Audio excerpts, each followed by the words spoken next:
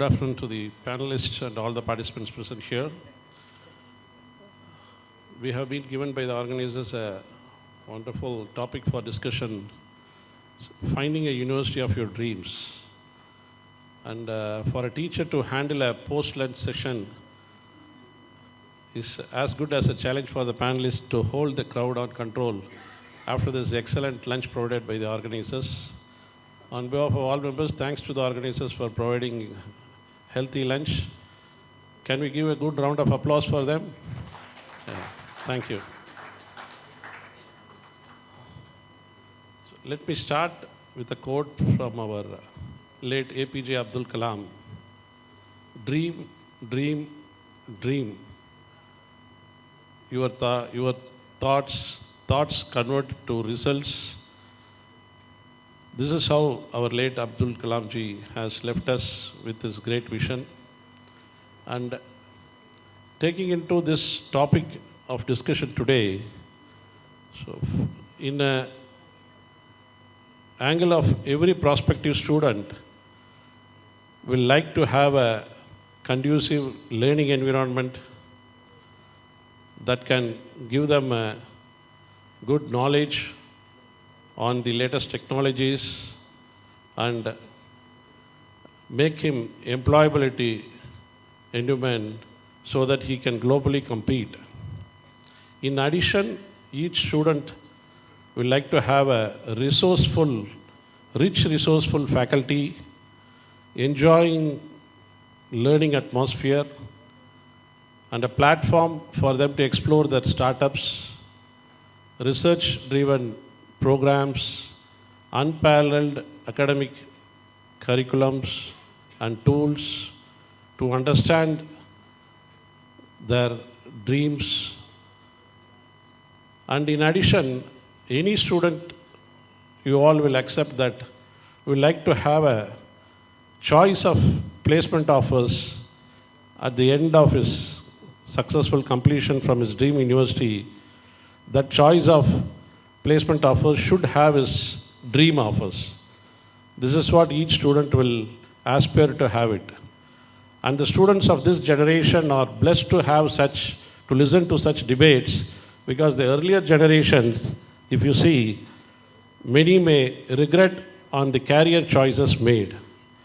In the later stages, everyone aspire to pursue their passion of learning music or being a novelist or taking up additional add-on courses. But these generation, because of this advent of technology and the reforms in education sector, has paved way for the fully flexible choice-based credit system, wherein an engineering student can learn law, engineering student can learn his choice of childhood dreams of a music or a liberal arts, and he can earn this major minor degrees because of these reforms being carried out by the policy makers. With this remarks, I will pass it on to each panelist to share their knowledge, because the advent of technology also has made a person sitting here in this room to undergo or complete his online module courses through Coursera or any other Swayam or MOOCs to listen to the eminent professor from Harvard and Oxford, and from here he can have his dreams fulfilled and earn credits that will be added to his credits when he successfully completes a degree. So with this opening remarks, I will now request the panelists to just share their views. Initially I will ask the panelists to say a few words. Later I will just post on some questions. It's open for any of the panelists to take it and give their views. So just a comments, we'll start with Krishnan sir on. Good evening to Nandal.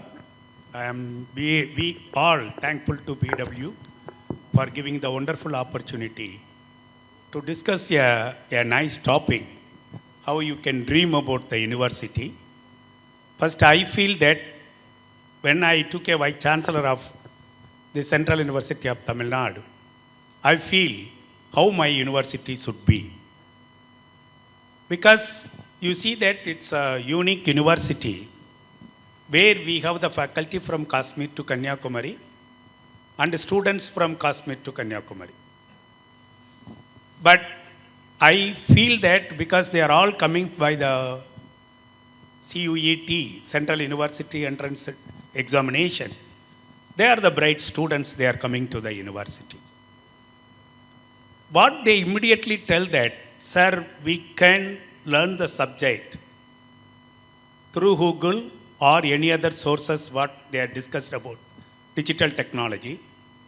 But first they feel that the teachers should have that student-centric teachers, they need that. First one, they need that. Second one, the university should take that friendly nature to the students. Because always you should not be a policeman behind the students. That's the second thing. Third thing, you don't believe that our students, because I don't know how many of you visited Thiruvarur Central University. There are about 35-40 villages around my university where the students visited the different villages at different time. It's not by university direction, they are going. And they want to help the student, help the public, how they can improve the economy or their life in that villages. One example I can say that, first some of the students from that economics and commerce students went around the villages and they are analyzing the drinking water of that particular villages. And then they found that they are taking too much of salt and other material, polluted water. So immediately they collected their own fund and they provide the RO system for the village. That they feel that they are very happy. The nearby elementary school went there. They are talking about computer, but no computer is there. So immediately they came to me. They told that, sir, whatever the computer, it's unused computers in the university. And with all the permission and rules and regulation, they got the computer and provided to all the schools nearby. So what they want that, as my earlier speaker rightly told that, the students are coming to the university not only for learning, they have to learn that how to get the good friends, how to live in the society, how you can learn the moral and ethics by the teachers. Because if you are taking us, in the earlier days, each one we have our model teachers, where we are following all throughout the life. That's the way students are coming. Apart from that ranking and other things, they want to have their own culture and tradition should follow in this university. Then only we can attract the students for not only study, to improve the university. But this is the first discussion I can put for that in front of you. Maybe next panelist I can. In fact, I'm basically a doctor by profession and into the medical field for past 40 years. And now gone into, I was the dean of all the 3 city medical colleges and the director of medical education of state of Tamil Nadu and the vice chancellor of the Tamil Nadu MGR Medical University, former vice chancellor, and now as a vice chancellor of MGR Educational Research Institute, which caters all the faculty under it except for the veterinary and agriculture. So now I have come across all the ENT, all the online courses, distant education, whatever it is, but still I have the affinity for medical education. But what I observed was to have a dream university, it should be accessible and affordable to students. That is the basic thing. Because I've seen many of the students do not know where to go, what to study. So a dream university should have a contact with the rural area the urban area, how to have the contact to become a dream university is, so the access to the students, particularly the school students should be there. And we have to access these schools by giving a helping hand to the schools. For example, if you have a computer education department in a school, our college teachers can go over there and teach them computer education or social science, whatsoever, and also give them the broader view of what's going on in the higher education system in our country, which is being provided.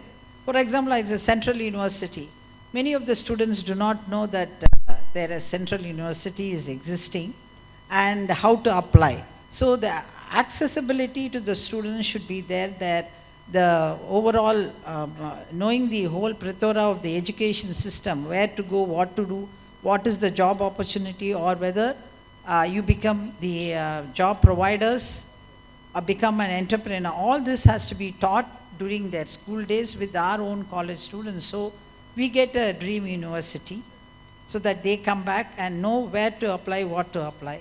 And second one is affordability. See, when we increase the fees, the students, particularly the higher the higher people can come and give the money. But if it is being affordable, anyone can come for the whatever education we need, particularly medical.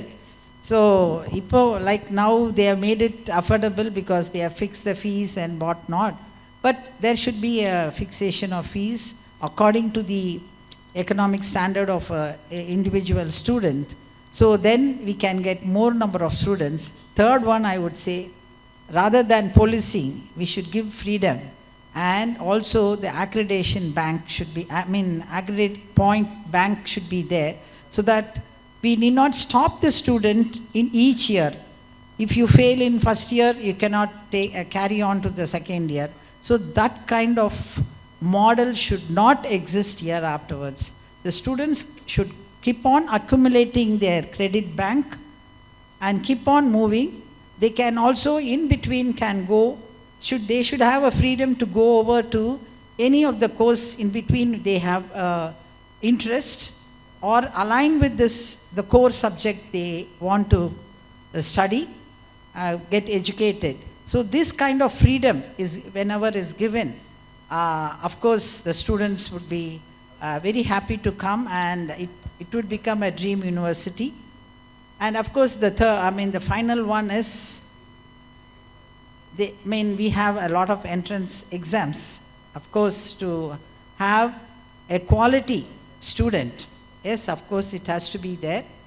But when they want to enter into another profession, or from an engineering to medical or to any other profession, or marine or aeronautical, we have to have a certain kind of system in our own university, so that it is easy for them to get into their dream of choice when they come in between.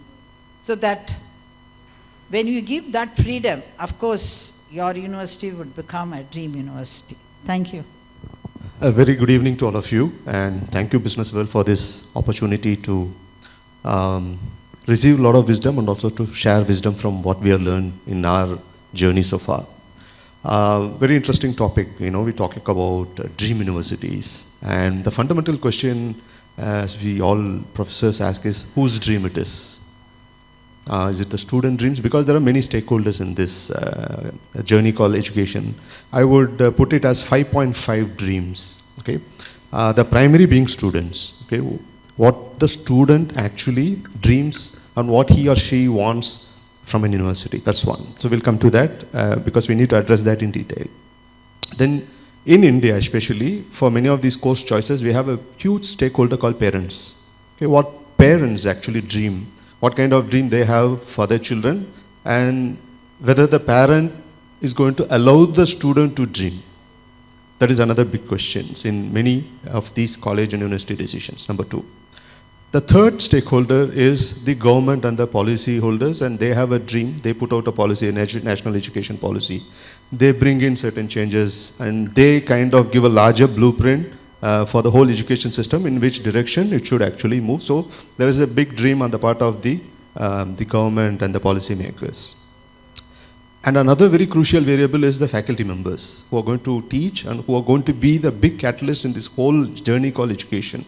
So what is the dream of a faculty member in actually choosing a university? So what do they look like in terms of a platform to do a lot of good research, a freedom, and a freedom to try, freedom to experiment, freedom to fail, and freedom to pivot. So there are many things which the faculty members also dream in a university. And the point 5, is the funding agencies.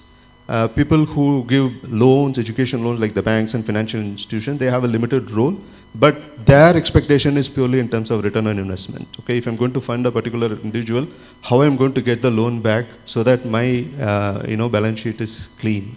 So that is one dream. And then the administrators who run the institute, who run the universities, so they have certain dream. Like for example, what kind of universities as an administrator I'm going to set and build.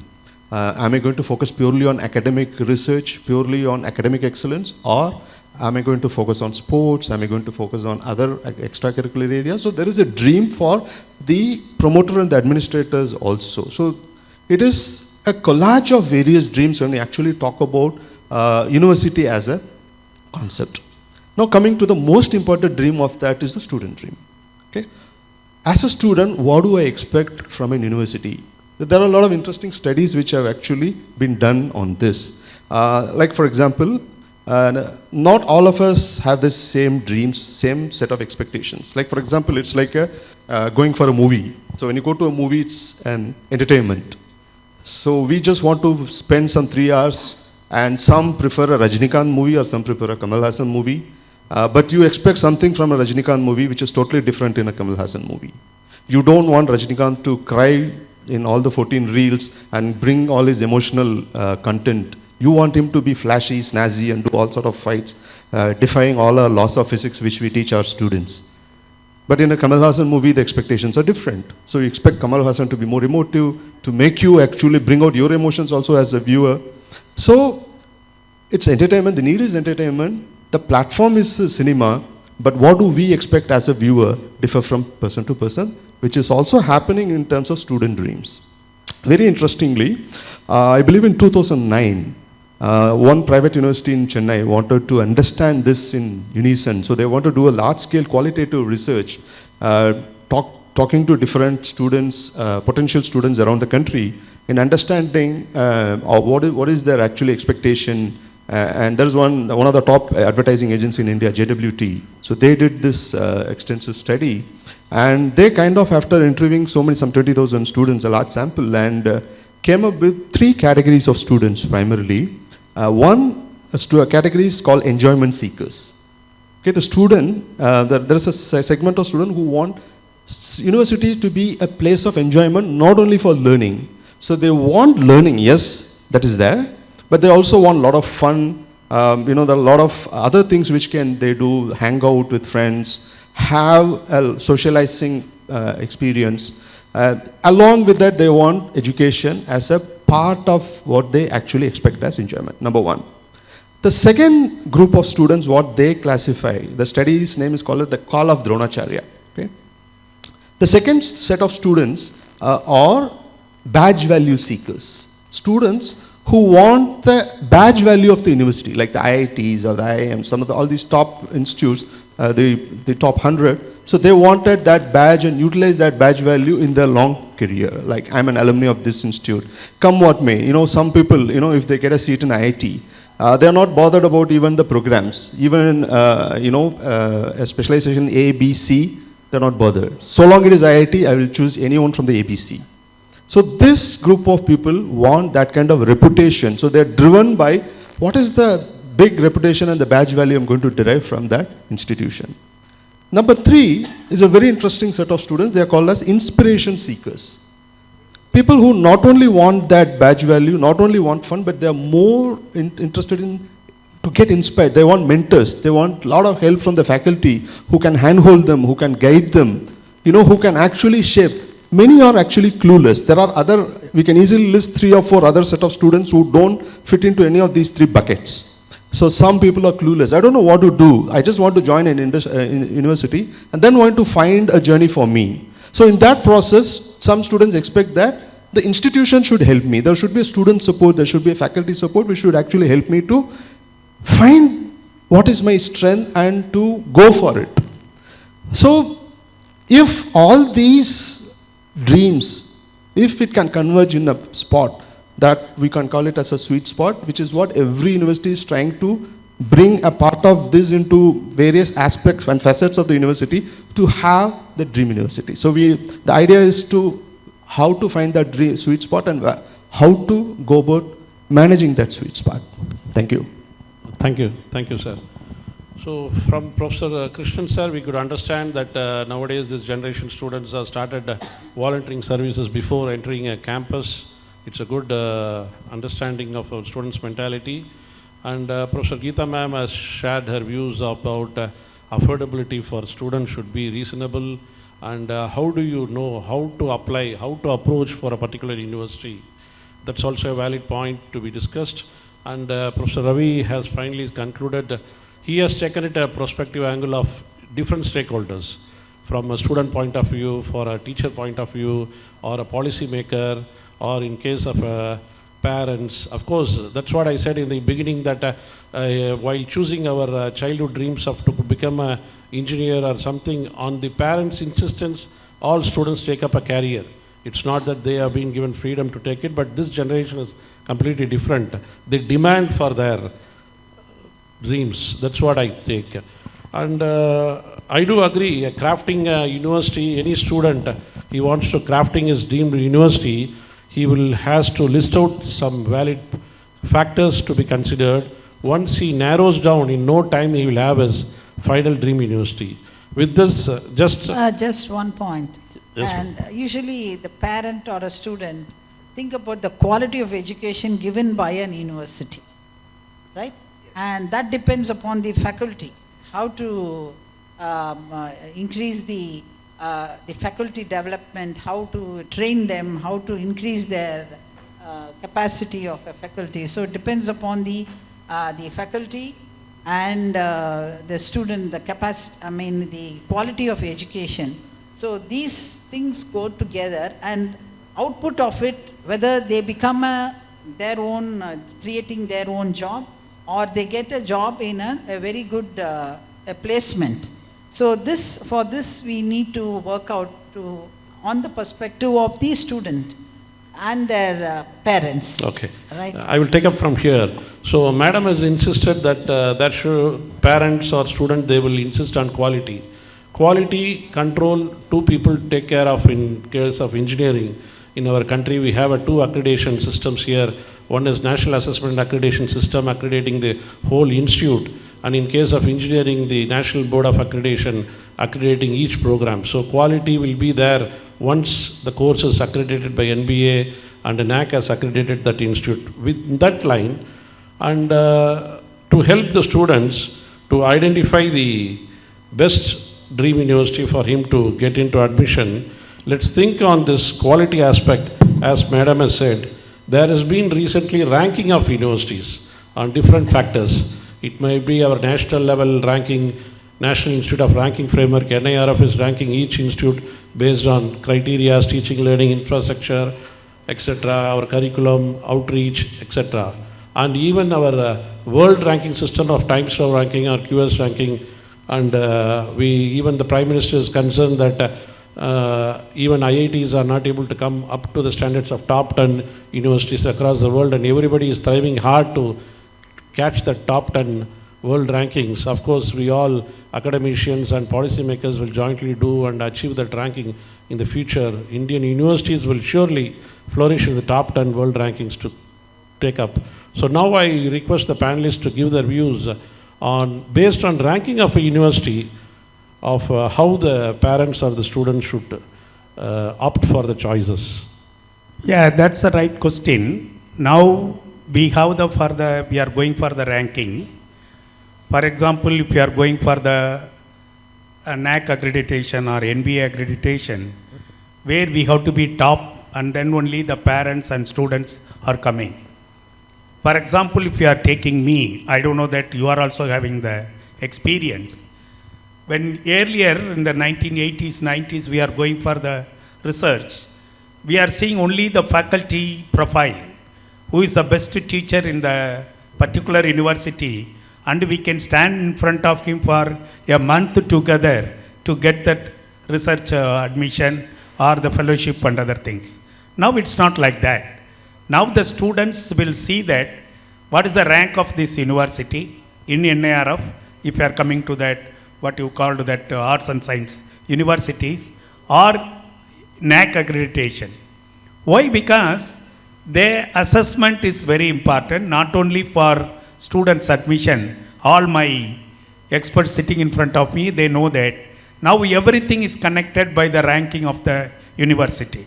If you want to go for the DST funding, like PERS, you should have that A grade, then only you can apply. Like that, there is a project where they call for is coming for SADI project, where they need that ranking and other things. That's on one side. But what I look into that, why you need the ranking if you are looking into that? Critically, if you are thinking about the ranking, first important thing is how you are admitting the students. Second one is curriculum. Curriculum every day now we are updating, not revised, updating with association of the industry. Then third one, we need the good teachers, qualified teachers. We need that. But to get the qualified teachers, we have to give a good facilities in the university and also the salary. Then we are looking for the, what you called that research output. Then we are going for that student support. Then environment, governance, everything is coming. So why the public is looking for the ranking? So all the 7 criteria, they got the good ranking. So they feel that they can get the student will get more benefit out of it. So what I try to tell that what I am looking for the students nowadays, earlier education is going for the knowledge, now education for economy.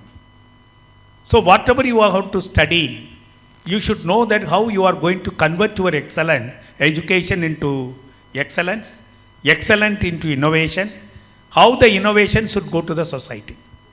Then only they can respect that what you call the higher education in any university.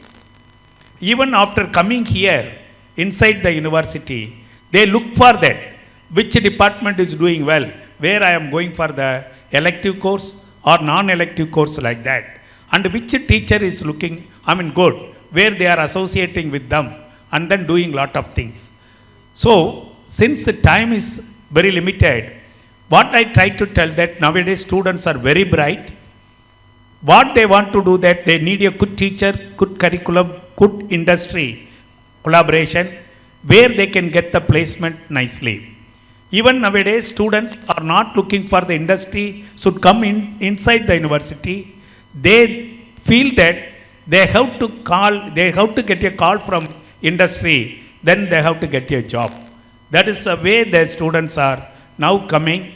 So what our university is taking the step for a good quality to teacher and research. What the Central University of Tamil Nadu announced that if you are getting one patent, we want to give 25,000 rupees for the teacher. If you are getting a student getting pass in that, what you called the JRF, CSIR JRF or UGC, we want to give 5,000 rupees as a award. Why we are telling that?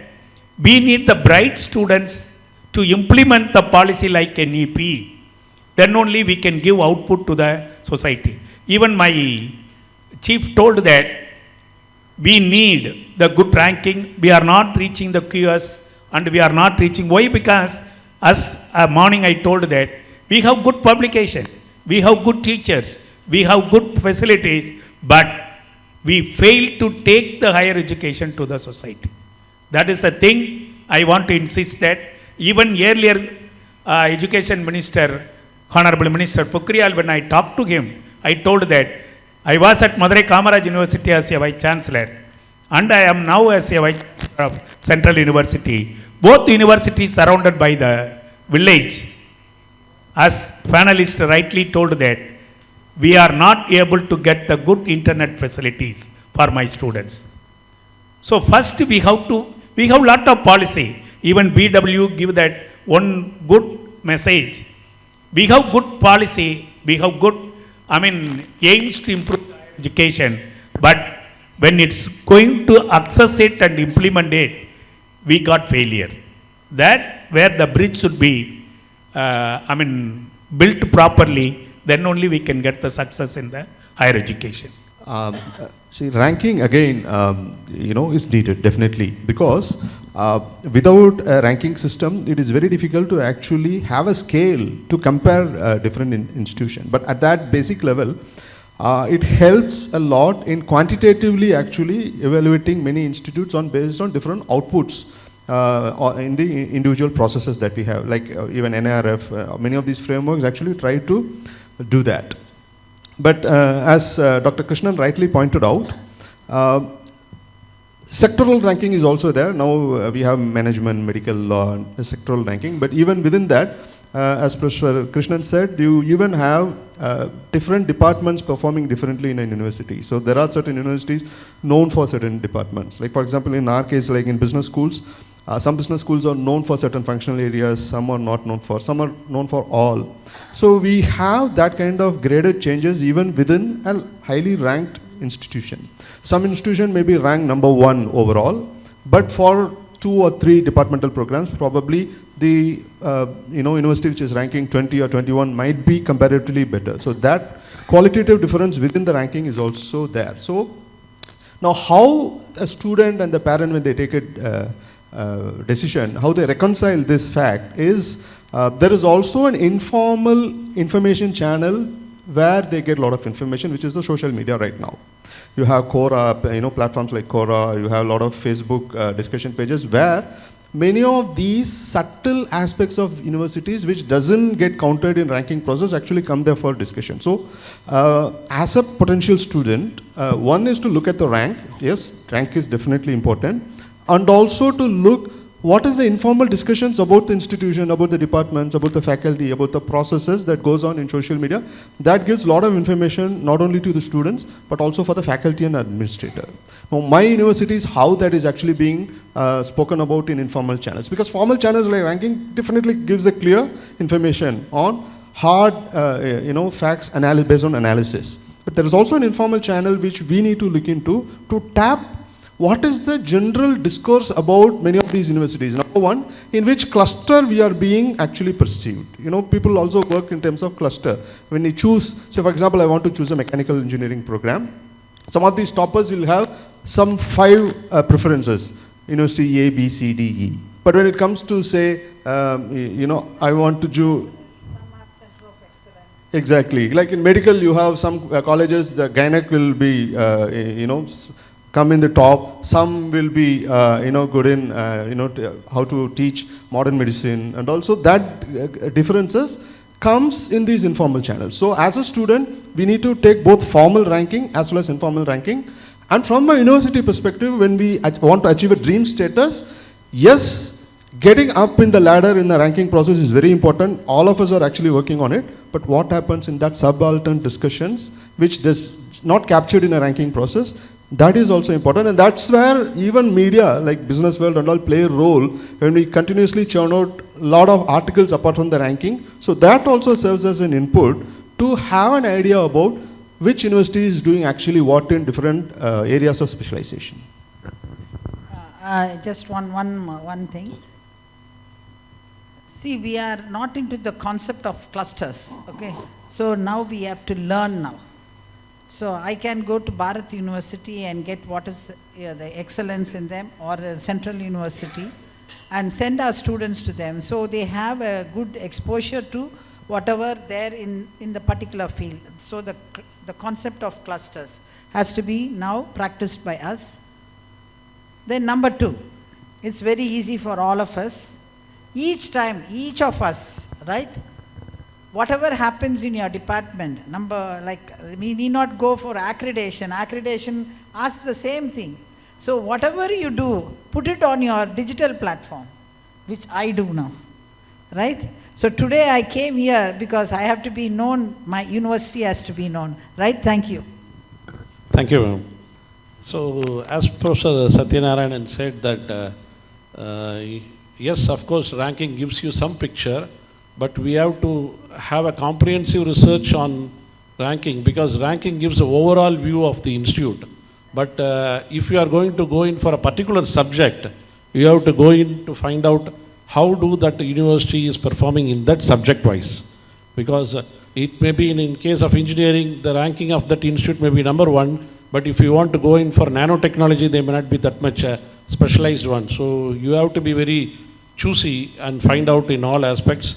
And diversity, and that's what Professor Krishnan sir also has been mentioning, and is demanding that the diverse background of students from rural areas to be given a priority.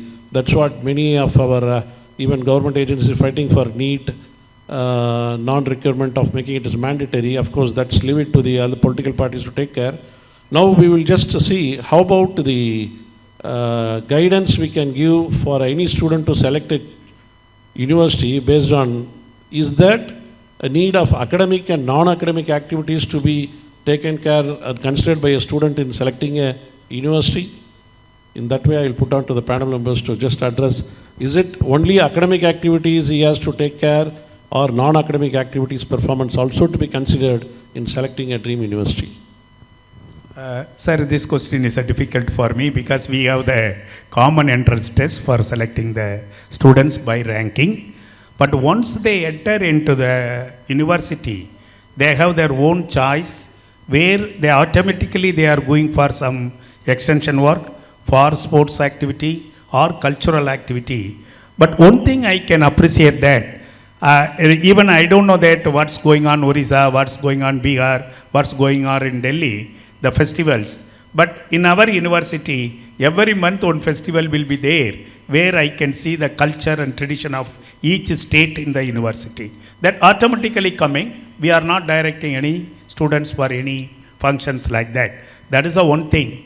But what I want to conclude that, because leaders of the university is there, my dear, the leaders of the university, the students are now bright students. They can learn the subject by their own way, because now access is too much. But my humble request is, I am from your village, kindly teach them what is the culture of our each and every state, what's the tradition of an each and every state, and finally, what's the moral and ethics. Because, now you all accept it, after the corona, there are some problem in that students community. It should not be there. They should know that how to respect the parents, how to respect the elders, how to respect that their own village people. By that, as that our Honorable Prime Minister rightly told, that the Vasudeva Kudumbam should come together, not only improve India, to improve that India to equal to the world level. That's the way. I thank you very much for giving the opportunity, because 1 minute is there. And one more is, when we give the opportunity to the student for internationalization, which is now into practice now. I think so a few days back we had a good panel discussion with the AIU and Government of India, like what all we can do with these international university, bringing them here, and exchange programs. So that is more important. So the students have a broader, of their future. They have an idea of the future, some of the brighter students. But about the mediocre students or the below average students, it is we who have to encourage them. And so these are the students who go and tell to everybody that in this university, they are taking care of the students very well, both financially as well as in education, and giving the job opportunity by having the placement cell and international affairs. So these students, we have students because can give an example. Few days back, he was a very naughty student, that's all I can say. 2 students, but they were willing to go to Malaysia. So the teachers, okay, they said, yes, you can go to Malaysia for a training in one of the university. You know, yesterday that Malaysian university person came to my university and said, these students are really faring very well. Your teachers are the best. This is what they say. So we have to encourage the below average students. We need not think that they are the only bright students. So in that case, by word, it will reach the public, and also diverse students we can call from other states to come over here, particularly the northeast state, northeast, and where they do not access to education. So we can, of course, the government of India also makes them to, they themselves give the appointment to each and every college, I think so. So diversification with other state also, by word, definitely the students will benefit through the university, which should be a dream university for the stakeholders and as well as for the students. Thank you. That would be my end of my talk. Okay. Okay, thank you, ma'am. Next, Professor Satya. Yeah, thank you. You know, looking at whether academic excellence alone is important or extracurricular is also important. You know, in the previous panel also there was much talk about ChatGPT, generative AI. A lot of changes are happening. Many rote-based or algorithmic jobs are going to be taken over by the machines. You know, as the earlier panel rightly pointed out, there is something called as human empathy, which the machines cannot, at least in the near future, cannot actually take over. So, being functional and academic excellence is very important, no doubt about that. But more importantly, as an university and an educational institution, what about the soft skills? You know, today there are a lot of uncertainties which the student is facing, going to face tomorrow. Climate change is a big thing. And even interpersonal, relations, public speaking, there are a lot of other softer aspects of human development.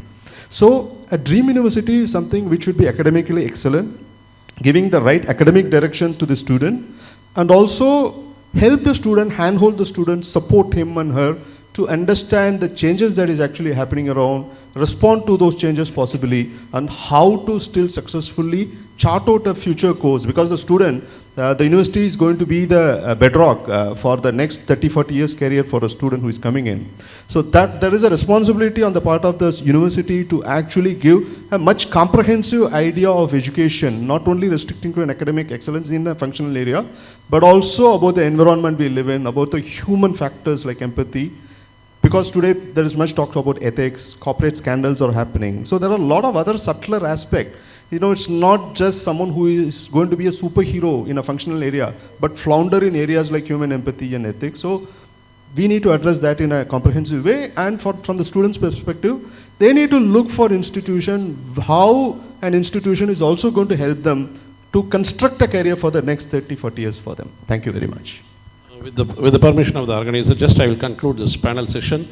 So as Madam said, that clustering we are just practicing now, and already our policymakers, UGC and AICT has introduced this academic credit banks, wherein a student from through our university, Central University or MGR University can do a program or a course in Bharat University. So it's a caution for all teachers, because how you can expose yourself across inter-universities. This is one point.